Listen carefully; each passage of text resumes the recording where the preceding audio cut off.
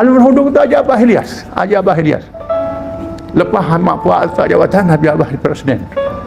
Haji Abbas presiden PAS. Lepas jadi presiden, dia kena tukar di Terengganu.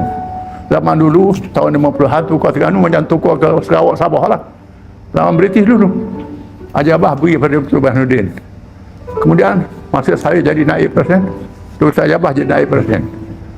Haji Abbas jadi JK Pusat. Haji Abbas jadi ahli biasa. Tak naik dalam muktamar, tak naik.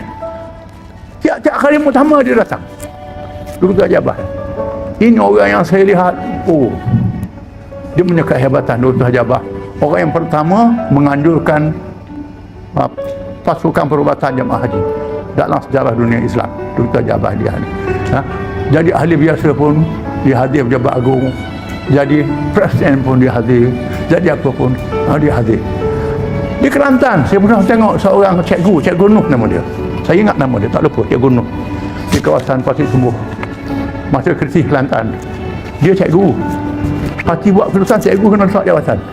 Bertanding pindah raya. Letak jawatan. Lepas letak jawatan. Tiba-tiba orang cawangan tak setuju dia calon. Cawangan, orang tak setuju dia calon. Jawatan dah letak. Terpaksa tukar calon lain. Dia kerja parti macam itu juga. Macam itu juga. Ini saya melihat. Di Terengganu ada seorang cikgu. Di Kuala Berang. Begitu, letak jawatan dah. Orang tak mahu dia calon. Akhirnya dia bawa taksi. Lepas tu, so kerja dengan parti. Ada di sejuk bawa taksi tu. Ini saya cakap, ini ada orang-orang parti yang macam ni. Alhamdulillah. Alhamdulillah. Alhamdulillah. Terus dengan jemaah ini sangat penting. Di mana saja dia letak, kita tetap bersama dengan jemaah.